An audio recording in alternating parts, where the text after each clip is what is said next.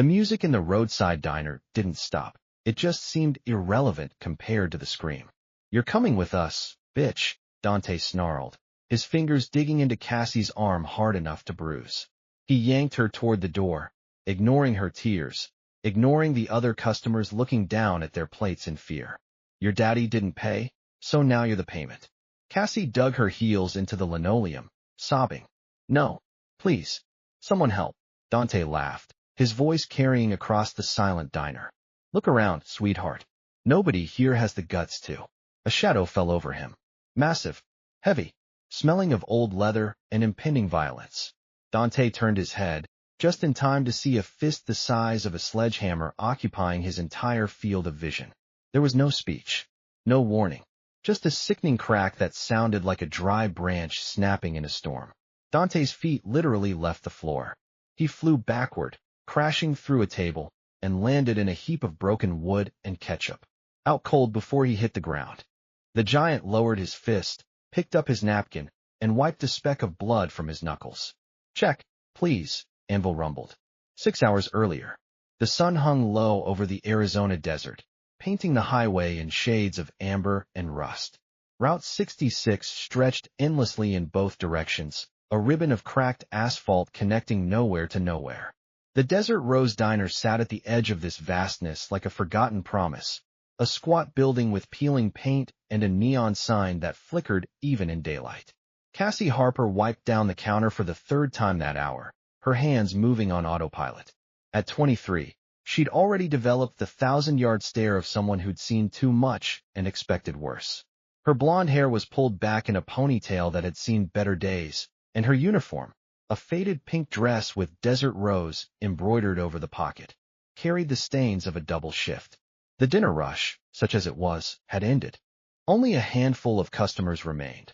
Old Pete nursing his fourth coffee in the corner booth, a trucker working through a stack of pancakes, and a new arrival who'd walked in 10 minutes ago. This last customer drew Cassie's attention despite herself. He sat in the back corner, a mountain of a man folded into a booth designed for normal human proportions. 6'6" if he was an inch, with shoulders that strained against a worn leather vest. The vest bore a patch, a steel helmet with crossed swords, and above it, the words, "Iron Sentinels MC," in faded thread. His face was weathered leather, all hard angles and old scars, with gray threading through his dark beard.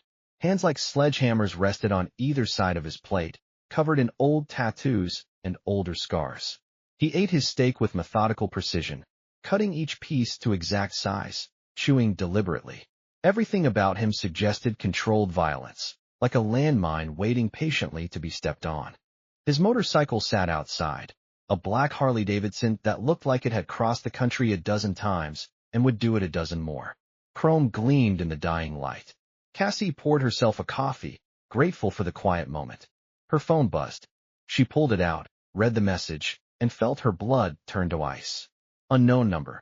Your father has 24 hours. If he doesn't show, you're the collateral." Her hands shook so badly, she nearly dropped the phone. The coffee cup rattled against the saucer. "You okay, sweetie?" called Pete from his booth. "Fine." Cassie lied, her voice thin. "Just tired." She wasn't fine.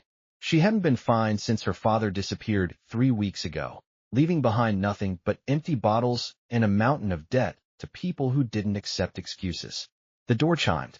Cassie looked up and felt her stomach drop into her shoes. 3 men walked in, and the temperature in the diner seemed to drop 10 degrees. They wore matching leather jackets with a coiled snake on the back, the Vipers. The local gang that had been poisoning the town for the past 2 years, dealing meth and misery in equal measure. The leader was Dante. At 28, he'd cultivated an image of dangerous sophistication, slicked back hair, designer sunglasses even at dusk, gold chains that caught the light. He smiled with too many teeth, a predator's grin. His lieutenants flanked him. Razor, a wiry man with a face full of piercings, and Tank, who lived up to his name with a bodybuilder's physique and a brain to match. "Cassie Harper," Dante called out, his voice dripping with false friendliness. "Just the girl I wanted to see." The trucker grabbed his check and made for the door. Pete suddenly found his coffee very interesting. Even the cook disappeared into the back. No one wanted to witness what was about to happen. Cassie's voice came out steadier than she felt. We're about to close. Perfect. Dante slid onto a stool at the counter, his smile widening. Then you've got time to talk about your daddy's debt. I don't know where he is. I know you don't, sweetheart. That's the problem. Dante removed his sunglasses, revealing cold brown eyes. See, your old man borrowed 50 grand from my associates. With interest, he now owes 80. He's disappeared, which means the debt transfers to next of kin. I don't have $80,000. I know that too. Dante leaned forward, his cologne failing to mask the smell of cigarettes and something chemical. But you've got other assets. You're young, pretty. I know people who'd pay good money for a girl like you. Work off the debt in, 5 years? Maybe 10. The world tilted. Cassie gripped the counter to keep from falling. You can't be serious. Dead serious. Dante's smile vanished. Your daddy made his choices. Now you live with them. That's not legal. That's life, sweetheart. Life ain't legal. Dante stood, straightening his jacket. You've got until tomorrow night to either produce 80 grand or pack a bag. I'll be back to collect. He turned to leave, then paused, as if struck by a sudden thought. His smile returned, uglier than before. Actually, you know what? Why wait? You're here. I'm here. Let's settle this now. Cassie backed away. No. I need time. You said I had 24 hours. I changed my mind. Dante vaulted over the counter with surprising agility. Cassie ran for the kitchen, but Razor cut her off, appearing from nowhere to block her path. She was trapped. Dante grabbed her wrist, his fingers digging in like talons. You're coming with us. Tonight. We'll get you set up, get you earning. You should thank me. I'm giving you a career opportunity. Let me go. Cassie tried to pull away, but his grip was iron. Stop struggling, Dante hissed, dragging her toward the door. His mask of civility had fallen away completely, revealing the monster beneath. You think you're special? You think anyone here gives a damn about? He didn't finish the sentence. Envil didn't stand up quickly. He stood up with the inevitability of a collapsing building, each movement deliberate and final. The chair scraped back across the linoleum, a harsh sound that cut through Dante's words like a knife. The gang leader turned, his grip still locked on Cassie's arm. His eyes traveled up the massive figure now towering over him. For a moment, just a moment, something like fear flickered across his face. Back off, old man, Dante said, his voice lacking its earlier confidence. This ain't your... The word business died in his throat. Anvil's right arm moved. It wasn't a wild haymaker. It was a piston, short, compact, and carrying 280 pounds of bad intentions behind it. Every ounce of power generated from his planted feet, through his core, into his shoulder, and finally exploding from his scarred knuckles. The punch connected with Dante's jaw. Crack. The sound was sickeningly wet, like a melon dropped from a roof. Dante's head snapped back so violently that sweat flew from his hair in a spray. His designer sunglasses sailed across the room, landing in someone's abandoned pie. His eyes rolled back into his skull before his knees even buckled. Dante's body went rigid for a heartbeat, then completely limp. He flew backward, actually flew, his feet leaving the ground, and crashed through the nearest table. Wood splintered. Ketchup bottles exploded. A salt shaker shattered against the wall. The gang leader landed in a heap of broken furniture and condiments, face down, completely motionless. A pool of blood began forming beneath his face, mixing with the ketchup in a grotesque Jackson Pollock. Silence crashed over the diner like a wave. Cassie stood frozen, her arm still extended where Dante had held it, unable to process what had just happened. The transition from terror to salvation had occurred in less than 2 seconds. Razor and Tank stood paralyzed, hands hovering near their waistbands where weapons presumably waited. But they didn't draw, couldn't draw, because Anvil had turned to face them, and the look in his eyes stopped them cold. He didn't say anything, didn't need to. His eyes, gray as tombstones, held a simple message: try it. Please. Tank's hand slowly moved away from his gun. Razor swallowed audibly. Take the trash out, Anvil said, his voice like gravel in a cement mixer. He pointed at the unconscious Dante. Before I decide to clean the whole room. The 2 gang members scrambled to obey. Tank grabbed Dante's legs while Razor took his arms, grunting with effort. Blood dripped from their leader's mouth, leaving a trail across the linoleum. His jaw hung at an unnatural angle. He's gonna remember this, Razor said, trying to salvage some dignity. We all are. This ain't over. Anvil cracked his neck, the sound like a gunshot in the quiet diner. He took one step forward. Razor and Tank practically ran for the door, dragging Dante between them. His designer boots scraped across the floor, leaving skid marks. They burst out into the parking lot, threw their boss into the back of a pickup truck, and peeled out so fast they left rubber on the asphalt. The taillights disappeared into the desert darkness. Anvil watched them go, then calmly walked back to his booth. He sat down, picked up his knife and fork, and resumed eating his steak. The meat had gone cold, but he didn't seem to care. Cassie stood trembling, her mind racing to catch up with reality. The giant man who'd just knocked out a gang leader with one punch was now eating dinner like nothing had happened. Thank you, she whispered. Anvil looked up, those gray eyes softer now, but no less intense. You okay? She nodded, not trusting her voice. Your arm. Cassie looked down. Bruises were already forming where Dante had gripped her, dark purple marks in the shape of fingers. I've had worse. Anvil's jaw tightened almost imperceptibly. He set down his utensils and pulled out his wallet, extracting a $50 bill and placing it on the table. For the meal and the table. You don't have to. I broke it. He stood, towering over her again, but somehow the size didn't seem threatening anymore. What's your name? Cassie. Cassie Harper. Silas Mercer. People call me Anvil. He extended his hand. Cassie shook it, her own hand completely disappearing in his massive grip. His skin was rough as sandpaper, but surprisingly warm. That debt he mentioned. How much is real? Cassie hesitated. My father, he's a gambling addict. Borrowed money he couldn't pay back. I don't know the actual amount. Dante said 80,000, but I don't know if that's true or if he's inflating it. Anvil nodded slowly, processing. Your father around? Ran 3 weeks ago. Haven't heard from him since. And now they want you to pay his debts. Not pay. Work them off. Cassie's voice cracked. In ways I don't want to think about. Anvil's expression didn't change, but something cold and deadly entered his eyes. That ain't happening. You don't understand. The Vipers own this town. The sheriff's on their payroll. They'll come back with more people. They'll. Let them come. Anvil pulled on his leather vest, adjusting the Iron Sentinel's patch. I'll be here. Why? The question burst out before Cassie could stop it. You don't know me. This isn't your fight. Anvil looked at her for a long moment. When he spoke, his voice was quieter, but somehow more forceful. I've got a daughter about your age. Different state, different life. But about your age. He paused. Man puts his hands on a woman like that, tries to drag her off to something worse than death? That becomes everybody's fight. He headed for the door. Wait, Cassie called. Where are you going? To make a phone call.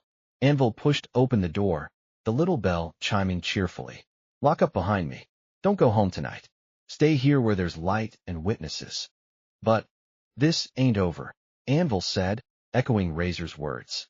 But when it is, you'll be safe. That's a promise. He walked out into the night. Through the window, Cassie watched him mount his Harley. The engine roared to life, a deep growl that spoke of power and reliability. He sat there for a moment, phone to his ear, speaking to someone she couldn't see. Then he rode off into the darkness, his taillight a red star fading into the desert. Cassie looked at the broken table, the blood and ketchup on the floor, the $50 bill that would more than cover the damage. For the first time in 3 weeks, she allowed herself to hope. The emergency room at Desert Springs General Hospital hummed with late-night activity. Dante came back to consciousness slowly, swimming up from darkness through layers of pain. The first thing he noticed was that he couldn't close his mouth. The second thing was the agony, white-hot fire radiating from his jaw, up into his skull, down into his teeth. Every breath sent fresh waves of torture through his face. The third thing was the doctor looming over him, a middle-aged woman with tired eyes and no sympathy. You're awake, she said flatly. Good. You have a compound fracture of the mandible. That's your jaw. In 3 places. You're lucky he didn't kill you. Dante tried to speak. What came out was a wet, garbled moan. Don't try to talk. Your jaw is wired shut. You'll be on liquids for the next 8 weeks minimum. The doctor consulted her clipboard. The police want to talk to you about the assault. Assault. The word cut through the morphine haze. Not fight. Assault. Like he was the victim. Razor appeared at his bedside, looking pale. Boss, the cops are saying it was self-defense. The diner has cameras. Shows you grabbing the girl, him stepping in. They're not pressing charges on him. Dante's vision went red. He tried to sit up, but the pain drove him back down. A sound escaped his wired jaw, something between a scream and a sob. We got him on camera too, Razor continued nervously. The guy who hit you. Ran his plates. Name's Silas Mercer. Goes by Anvil. He's with the Iron Sentinels Motorcycle Club out of Nevada. There. Dante grabbed Razor's shirt with surprising strength, pulling him close. His eyes bulged with rage and humiliation. He tried to speak, gave up, and grabbed the pen and paper the nurse had left on the bedside table. His handwriting was shaky from the drugs and fury, but legible. Kill him. Burn the diner. Get the girl. Razor read it, and paled further. Boss, these guys, the Iron Sentinels, aren't like us. They're old school. They've got connections, territory across 3 states. If we go after one of them. Dante wrote furiously, I don't care. He made me look weak. And there it was, the real issue. Not the broken jaw, not the pain, not even the medical bills. It was the humiliation. Dante had built his reputation on fear and spectacle. He was the man who controlled the town through intimidation. He'd beaten men half to death for disrespecting him, burned down businesses that didn't pay protection, and made examples of anyone who challenged his authority. And now some biker had knocked him out with one punch in front of his own men, in a public diner, with witnesses. If word spread, and it would spread, his reputation would evaporate. The other gangs would sense weakness. His own men might start questioning orders. The whole empire he'd built could crumble because one old man had decided to play hero. He couldn't let that stand. Dante wrote again, everyone. Call everyone. Tonight. Tank appeared in the doorway, his bulk filling the frame. Boss, we got a problem. The girl didn't go home. She's still at the diner. And there's movement. Couple more motorcycles pulled up about an hour ago. Looks like that Anvil guy called in backup. Perfect. Even better. Dante's eyes gleamed with manic intensity. If the bikers wanted to make a stand, he'd give them one. He wrote rapidly. How many men can we get? 20, maybe 25 if we pull in the dealers and the collections guys, Tank said. But boss, you sure we want to escalate this? Go to war with an MC? Dante's response was immediate. We're not going to war. We're sending a message. Kill the biker. Grab the girl. Burn it all down. Make it public. Razor and Tank exchanged worried glances. They'd seen Dante angry before, but this was different. This was personal in a way that made men careless. Boss. Razor tried one more time. Maybe we should wait. Let things cool down. You're hurt. You need to. Dante's hand shot out and grabbed the water pitcher from the bedside table. He hurled it at the wall with all his strength. It shattered spectacularly, water and glass everywhere. A nurse ran in, then ran right back out when she saw the look on his face. He wrote, pressing so hard the pen tore through the paper, tonight. No excuses. I want that biker's head. Tank sighed. All right, boss. We'll make the calls. As his lieutenants left to assemble the troops, Dante lay back against the pillows, fighting waves of pain and humiliation. He caught sight of himself in the reflection of the darkened window, jaw swollen to twice its normal size, metal wires glinting in his mouth, eyes blackened, face a mass of bruises. He looked weak, broken, defeated. That image would haunt him more than any pain. By tomorrow morning, he promised himself, that biker would look worse, and the girl would learn what happened to people who caused Dante problems. He pulled out his phone with shaking hands and began texting with his good hand, rallying the troops. Each message was a promise of violence. The Vipers were going to war. The Desert Rose Diner looked different at 2 a.m. 3 more motorcycles sat in the parking lot now, arranged in a defensive semicircle around the entrance. Their riders had transformed the diner from a sleepy roadside restaurant into something resembling a bunker. Cassie watched from behind the counter as the Iron Sentinels worked with military precision. Anvil had returned an hour after leaving, bringing reinforcements. Prez, the club president, was a lean 50-year-old with silver hair and sharp eyes that missed nothing. He'd taken one look at the situation and started giving orders. Windows, he said crisply. We need to see them coming. A massive biker called Tiny, who was anything but, had dragged in sandbags from somewhere. They now lined the windows at waist height, providing cover while still allowing visibility. The front door had been reinforced with a steel rod, making it impossible to kick in. Another member, a wiry man named Sparks who looked like he could hotwire a car with his teeth, was doing something technical with the electrical system. Rigging the outside lights, he explained when Cassie asked. Motion sensors. Anyone approaches will know. Anvil himself stood guard by the front window, still as a statue, watching the dark highway. His hand rested on something at his belt. Cassie had glimpsed a massive hunting knife in a worn leather sheath. Prez approached the counter where Cassie was making her 5th pot of coffee. Miss Harper? We need to talk about what happens next. What do you mean? Those boys aren't going to let this go? Man like that? Prez gestured at the broken table, still stained with Dante's blood. He's not mad about the jaw. He's mad about his reputation. He'll come back with everything he's got. Cassie felt her brief hope flickering out. So what do I do? Run? I don't have anywhere to go. No money, no family except my deadbeat dad. You don't run, Anvil said from his position by the window, not turning around.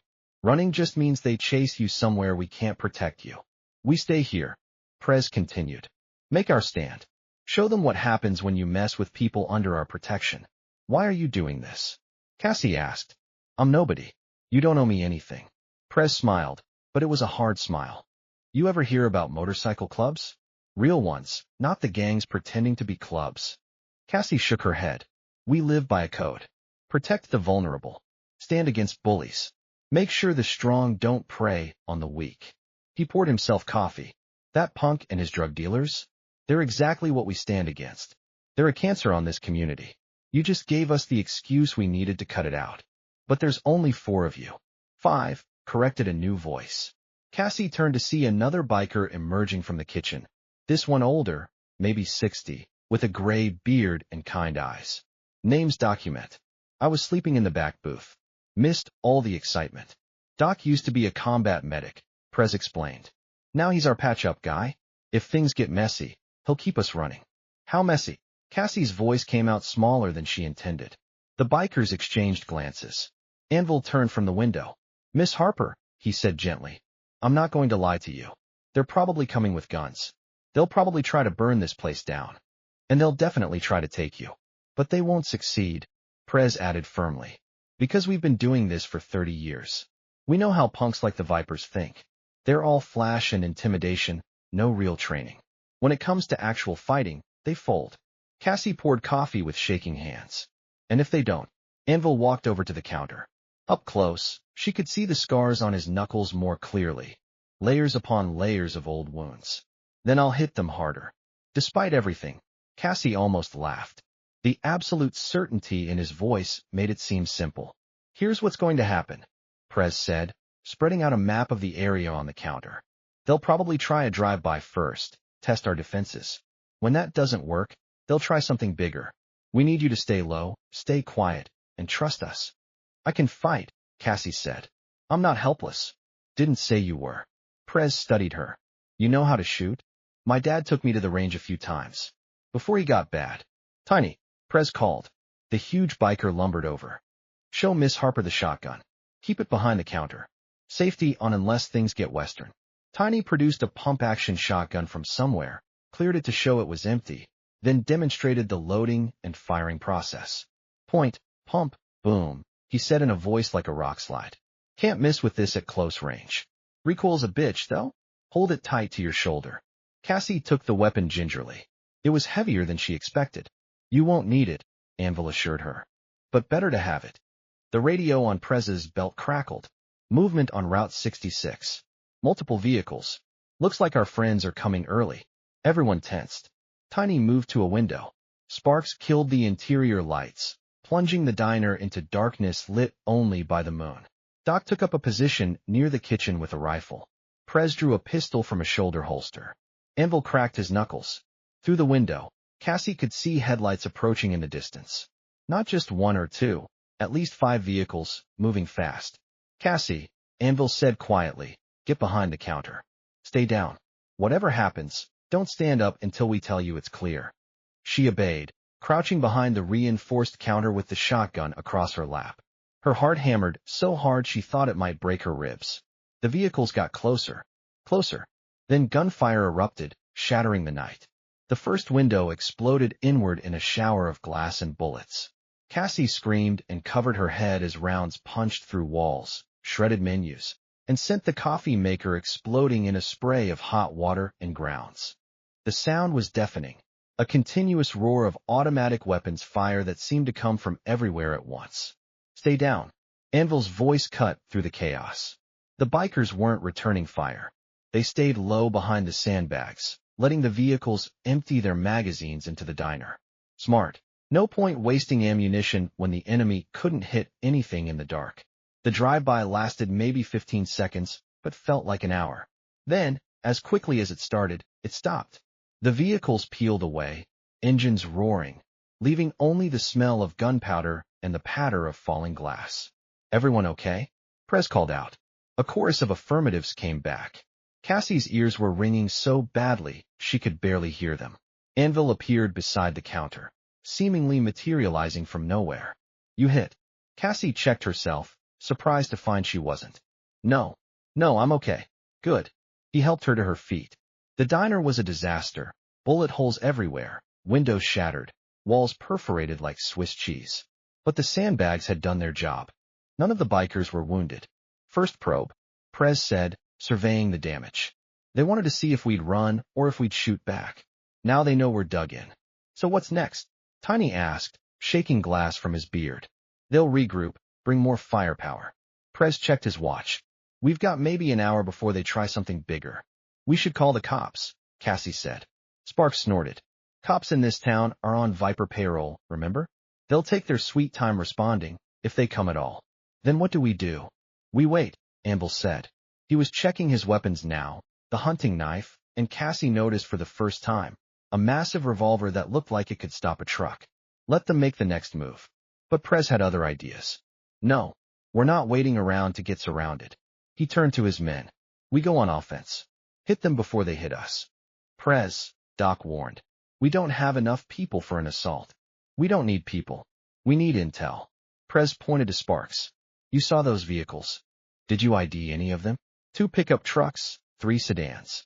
One of the trucks was a blue Ford, beat to hell. "I've seen it before. Viper dealer named Ricardo drives it." "Perfect." Prez's smile was predatory. "Tiny, Sparks, you're with me. We're going to have a chat with Ricardo, find out where Dante's rallying point is." "I'm coming too," Anvil said. "No. You stay here with document, protect the girl." Prez clapped him on the shoulder. "I need my enforcer where he's most effective, between the target and the enemy." Anvil didn't look happy, but he nodded. Prez turned to Cassie. "You still have family in town? Somewhere Dante might know about." Cassie's blood ran cold. "My sister. She lives across town, works night shift at the hospital." "Oh God, I didn't even think." "Address." "Now."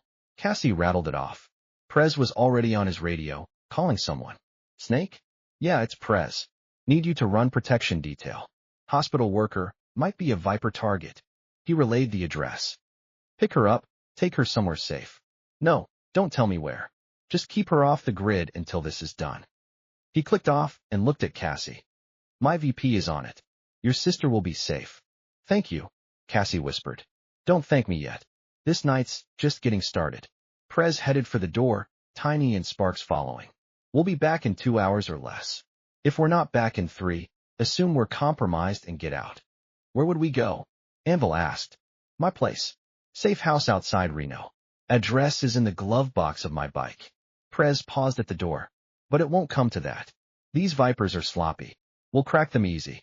The 3 bikers mounted their motorcycles and roared off into the night, leaving Anvil, Doc, and Cassie alone in the bullet-riddled diner. Silence settled like dust. Doc started sweeping up glass. "Might as well tidy up while we wait." Anvil returned to his vigil by the window, that massive revolver now visible on his hip. Cassie joined him, needing to do something other than wait. "You really think your friends can find where they're hiding?" she asked. Prez was Army intelligence before he founded the club. He can find a needle in a stack of needles. Anvil glanced at her. "You should rest. When things pop off again, you'll need your strength." "I can't rest. I'm too wired." "Fair enough." Anvil accepted a fresh cup of coffee from her. "Your sister. She's safe. She should be. Works ER shifts, lives alone. Dante probably doesn't even know about her. Probably isn't good enough." Prez did the right thing. They stood in companionable silence for a while, watching the empty highway. Dawn was still hours away. The desert night pressed against the windows like a living thing. "Can I ask you something?" Cassie said finally. "Sure. That punch. Where'd you learn to hit like that?" Anvil's mouth twitched, not quite a smile. "Army. Boxing. Prison. Take your pick." "Prison. 10 years. Assault with a deadly weapon. Guy was beating his girlfriend in a parking lot. I intervened. He didn't get up for 2 weeks. Judge didn't care about the circumstances. No bitterness in his voice, just fact. Got out 8 years ago. Joined the Sentinels. Been trying to do right ever since." "And do you?" "Do right. I try. Not always successfully." He looked at her directly. "But when I see a situation like yours, woman in trouble, punks thinking they can take what they want, that's easy. That's clear cut. You could have just walked away. Could have. But then I'd have to live with walking away." He turned back to the window. "Can't do that anymore. Did too much of it in my younger days." Cassie wanted to ask more, but movement on the highway caught her attention. A single pair of headlights, moving slowly. Anvil saw it too. His hand dropped to his gun. The vehicle pulled into the parking lot, a police cruiser. An officer stepped out, hand on his own weapon, and approached the shattered diner cautiously. Doc moved to the door. "That's Sheriff Palmer. He's dirty as hell, but he's also a coward. Probably here to tell us to disperse." The sheriff knocked. Doc opened the door a crack. "Evening, Sheriff. Bit late for a social call." Palmer was a soft man running to fat, with a face like spoiled milk. "I got reports of gunfire. Mind if I come in and have a look?" "Got a warrant?" "Don't need one if I have probable cause." "Then you've got a problem, because nothing illegal happened here. We were fired upon, and we exercised our right to shelter in place." Doc's voice was pleasant but firm. "Unless you'd like to arrest the people who shot at us." Palmer shifted uncomfortably. "Look, I don't want trouble, but I'm hearing things. Hearing that some bikers are making threats against local businessmen." "Local criminals," Anvil corrected, appearing in the doorway behind document. His size made the sheriff take an involuntary step back. "The kind who deal drugs to kids and traffic women. That's a serious accusation. It's a fact. You want me to write it down, sign it, make it official?" Anvil's eyes were cold. "Or do you want to admit you're on Dante's payroll and get the hell off this property before I lose my patience?" Palmer's hand twitched toward his gun. "Bad move." Anvil's revolver was out and leveled before the sheriff's fingers even touched his holster. The speed was supernatural. One moment his hand was empty. The next moment he was aiming a hand cannon at Palmer's face. "Don't," Anvil said quietly. Palmer froze, went pale, and slowly moved his hand away from his weapon. "This is assault on an officer. This is self-defense against a dirty cop," Doc corrected. "And we've got witnesses. So here's what's going to happen. You're going to get back in your car, drive back to the station, and file a report saying you responded to a disturbance call but found nothing actionable. Then you're going to forget we exist for the next 24 hours. And if I don't..." Anvil cocked the hammer on his revolver. The click was very loud in the quiet night. Palmer practically ran to his car.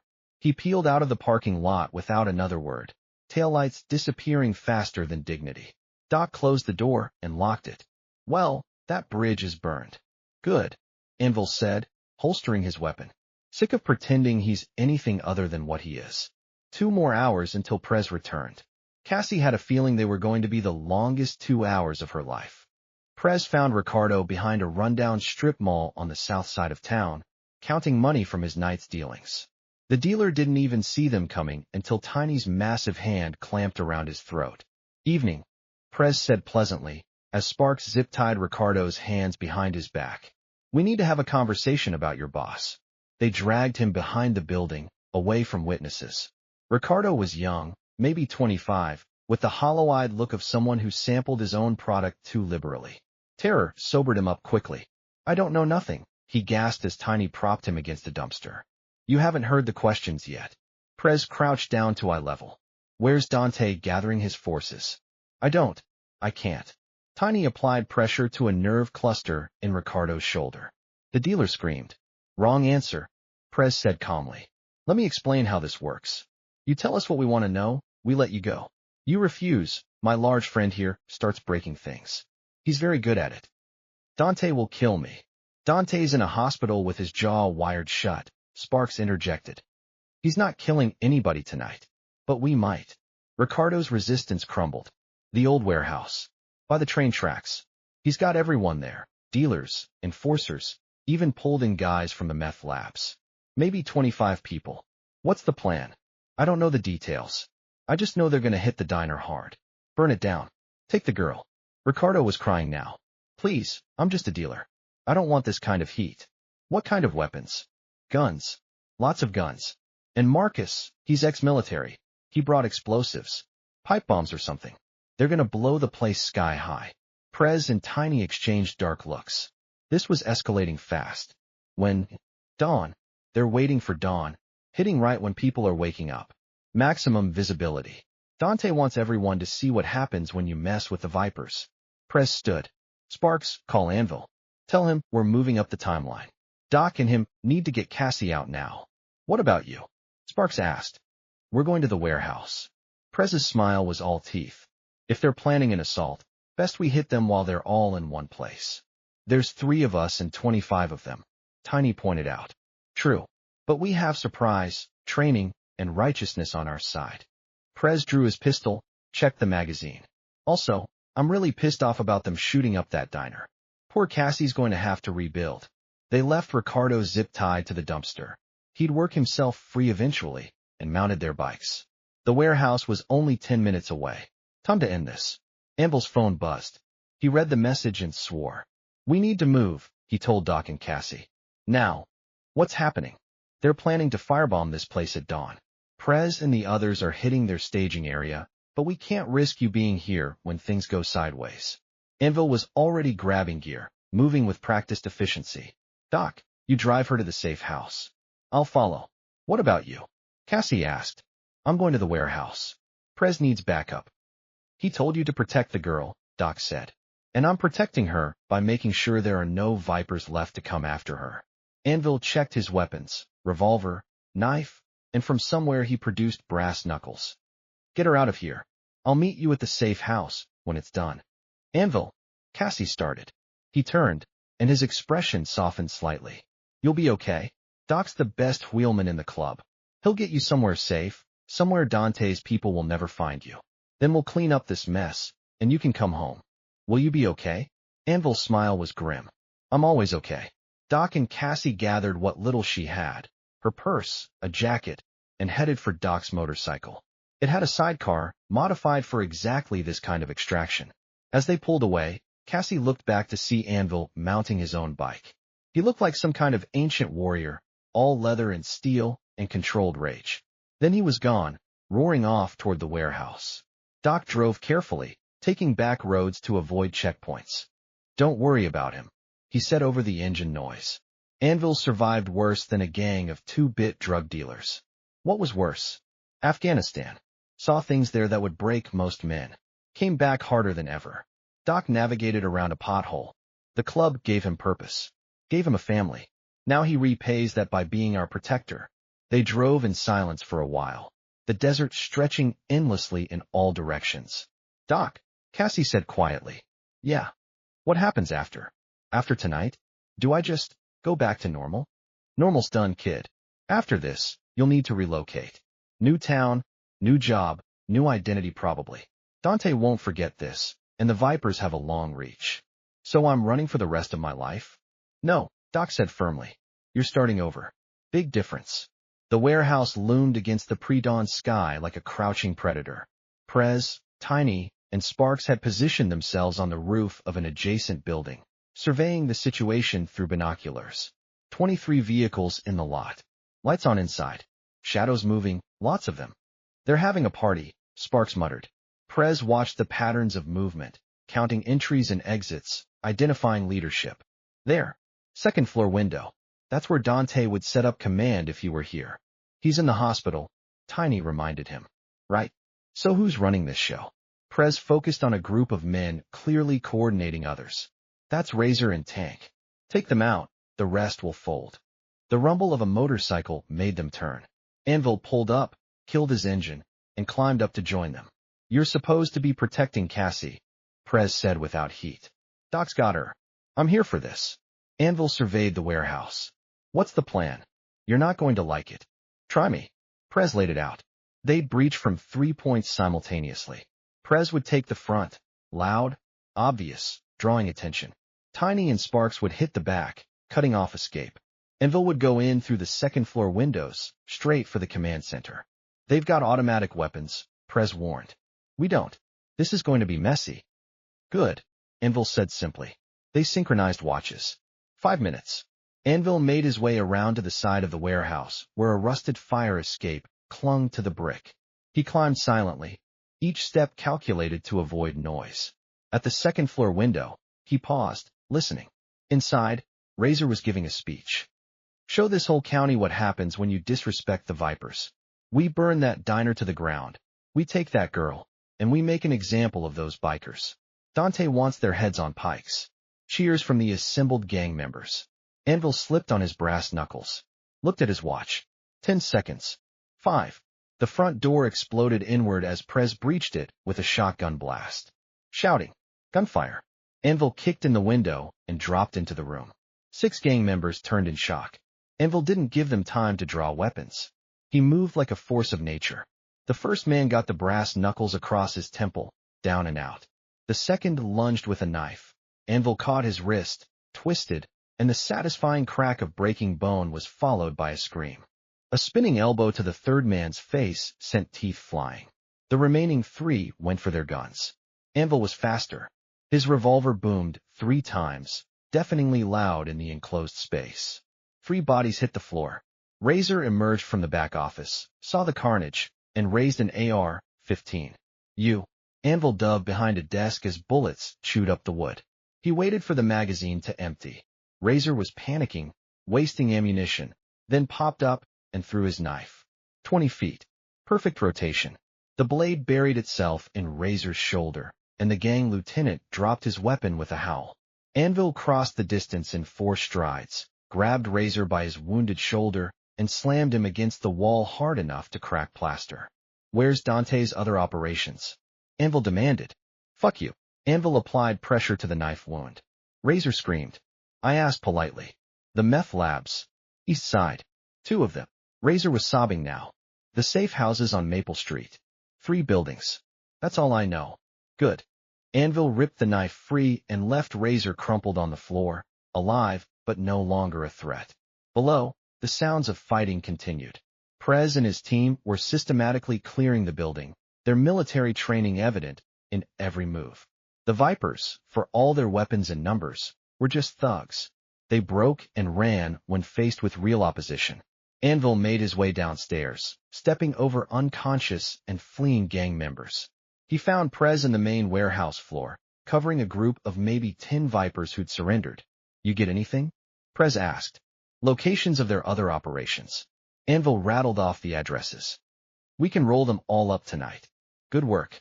Prez turned to the surrendering gang members. You boys have a choice. You can run, leave town, leave the Vipers, start over somewhere else. Or you can stay loyal to Dante. And when he gets out of the hospital, you can explain why his empire crumbled in one night. Which sounds better? Most of them were already backing toward the exits. That's what I thought, Prez said. Get gone. They scattered like roaches when the light turns on. Tiny and Sparks emerged from the back, both uninjured. Found their weapons cache, Sparks reported. And the explosives? Enough C4 to level a city block. Secure it.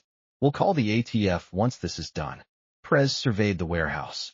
Anvil, you up for hitting those meth labs? Always. The sun was rising over the desert when Anvil kicked in the door of the second meth lab. The first one had been easy, just a couple of cooks who'd fled at the first sign of trouble. This one had Tank. The massive enforcer had been waiting, probably warned by the survivors from the warehouse. He stood in the center of the gutted house, surrounded by bubbling beakers and chemical reek, holding a baseball bat wrapped in barbed wire. Heard you were coming, Tank rumbled. Heard you're the one who broke Dante's jaw. Guilty. Anvil cracked his neck. Behind him, Prez and the others spread out, securing the perimeter. You going to let this go easy? Can't. Dante's my cousin. Family. Tank hefted the bat. Besides, I've been waiting years to test myself against a real fighter. Your funeral. They circled each other. Tank swung first, a massive overhead strike that would have caved in Anvil's skull if it connected. But Anvil sidestepped, letting the bat whistle past his ear and smash into the floor, splintering wood. Anvil countered with a jab that snapped Tank's head back. Blood sprayed from a split lip, but Tank just grinned and swung again. For 2 minutes, they fought. Tank had size and reach. Anvil had speed and precision. The bat demolished furniture, walls, everything it touched. Anvil's fists demolished Tank. A right hook to the ribs, crack.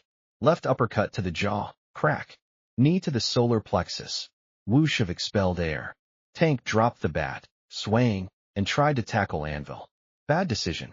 Anvil sidestepped, grabbed Tank's momentum, and used it to slam him face-first into a support beam. Tank slumped to the floor, unconscious. Prez whistled appreciatively. Remind me never to piss you off. Too late, Anvil said, breathing only slightly harder than normal.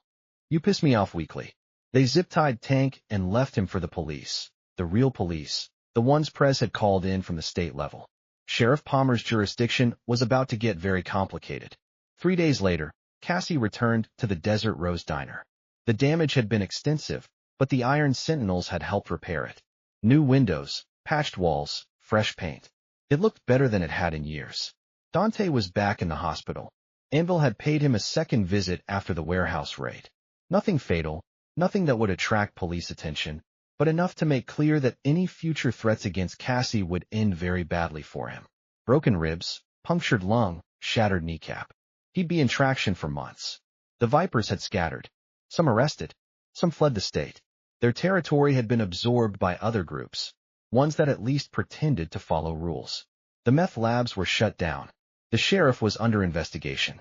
And Cassie's debt had mysteriously vanished. The loan shark who'd fronted her father the money had decided to write it off after a consultation with Prez. Cassie was wiping down the counter when the familiar rumble of motorcycles announced visitors. She looked up to see Anvil dismounting from his Harley, alone this time. He walked in, settled into the same booth he'd occupied that first night, and picked up a menu. Cassie approached with her order pad, smiling. What can I get you? Steak. Medium rare. Black coffee. A pause. And whatever pie you recommend. We've got cherry today. Fresh baked this morning. Perfect. As Cassie put in the order, she found a small envelope tucked under the napkin dispenser at Anvil's table. Inside was a phone number and a note in precise handwriting. If you ever need anything. SM. When she brought his food, she set down the steak, the coffee, and 2 slices of cherry pie instead of 1. I only ordered 1, Anvil said. The second one's on the house. Cassie met his eyes. Thank you. For everything. Anvil nodded, something that might have been a smile tugging at his scarred face. Just doing what's right. Still, thank you. As Cassie walked away to tend to other customers, the diner was packed now, word having spread that it was under the protection of the Iron Sentinels. Anvil ate his meal in comfortable silence. Outside, the desert sun blazed down on Route 66. Somewhere out there, predators still existed. But here, in this small corner of the world, justice had been served. One punch at a time.